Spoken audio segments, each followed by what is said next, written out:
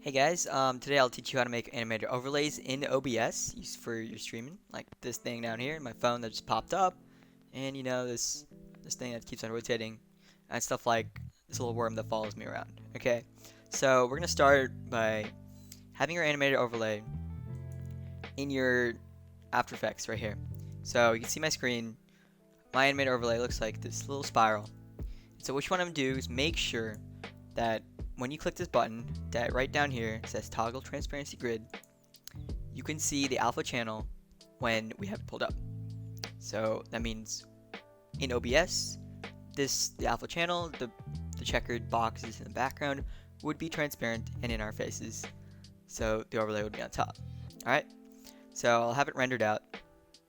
File, export, add to Adobe Media Encoder Q, doesn't matter how you render it, as long as you go in the correct format.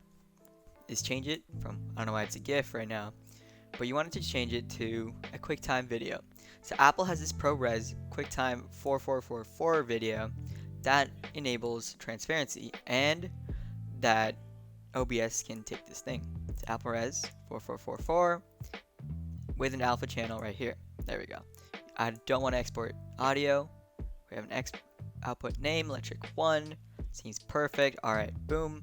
Render it out. Cool. That's all we needed for this effect. And then now we want to pull it into OBS. So I pull it into OBS. We're going to delete our scene, spiral scene. Create our new spiral scene. Oops, sorry, cancel. We don't want a scene.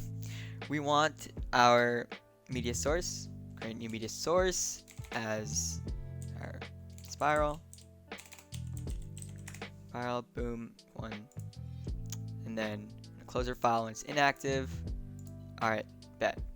So we have our spiral, boom. It's pretty fast, but it gets the job done.